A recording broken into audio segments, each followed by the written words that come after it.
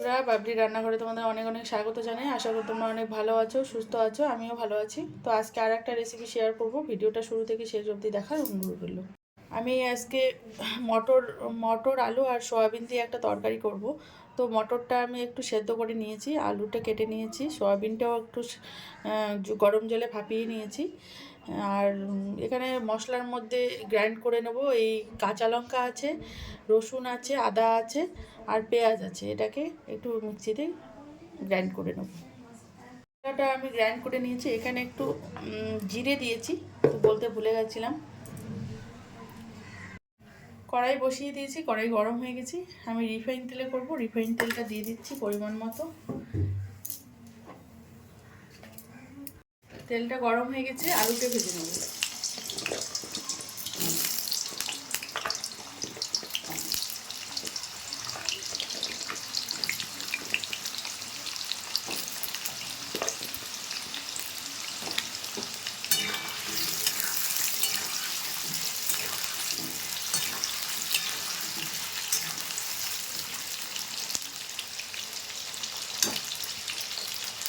আলুটা ভাজা হয়ে গেছে, নামিয়ে নিচ্ছি।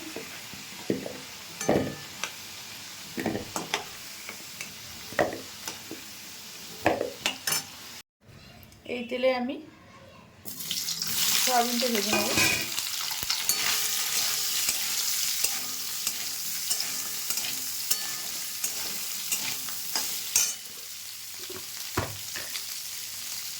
একটু হলুদ দিয়ে দিচ্ছি।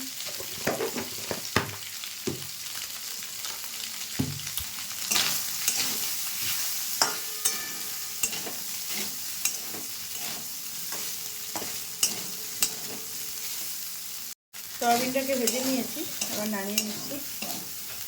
সয়াবিনটা নামিয়ে নিয়েছি, একটু তেল দিয়ে দিচ্ছি। গোটা মশলাটা দিয়ে দিলাম।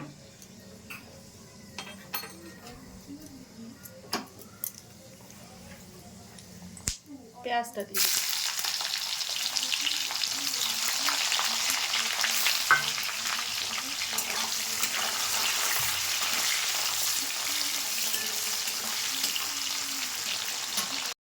পেঁয়াজটা ভাজা হয়ে গেছে, টমেটোটা দিয়ে দিচ্ছি। এখানে দুটো টমেটো আছে। টমেটোটা নরম হয়ে এসছে, এবার হলুদ দিয়ে দেবো পরিমাণ মতো।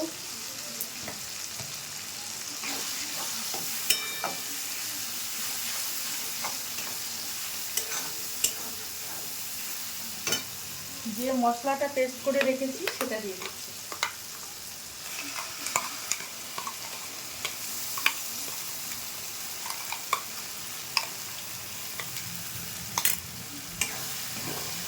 মশলাটা দিয়ে মিশিয়ে নিচ্ছি।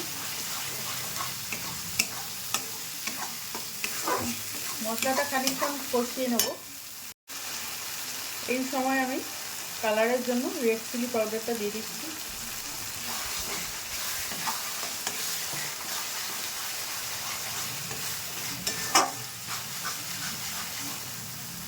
কষিয়ে নিয়েছি।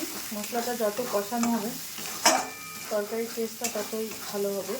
তো মশলাটা থেকে তেল ছেড়ে দিয়েছে, এবার আমি আলু আর সয়াবিনটা দিয়ে দিচ্ছি। দিয়ে ভালো করে মিশিয়ে নেব। এই সময় আমি মটরটাও দিয়ে দেবো।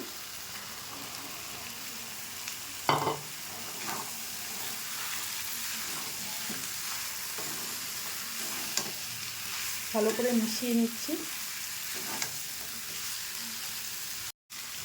পরিমাণ মতো লবণ দিয়ে দিচ্ছি।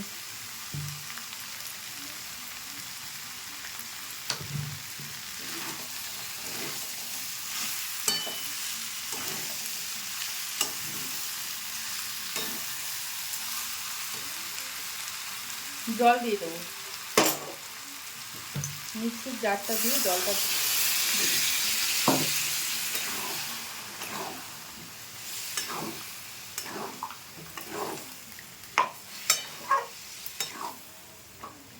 আর একটু জল দেবো।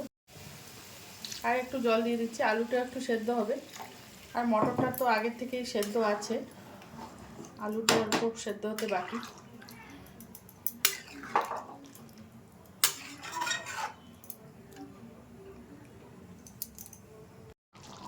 10 মিনিট পর দেখাচ্ছি আপনাদের। তো আলুটা কিন্তু সেদ্ধ হয়ে গেছে, গরম মশলা গুঁড়ো দিয়ে দিচ্ছি।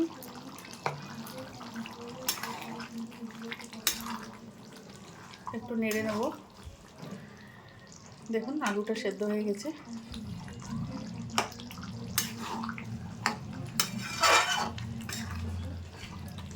গ্যাসটা বন্ধ করে দিচ্ছি।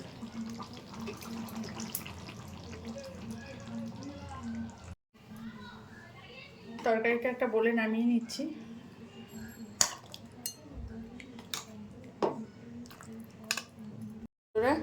আমি রেসিপিটা নামিয়ে একটা বলে সার্ভ করে দিয়েছি।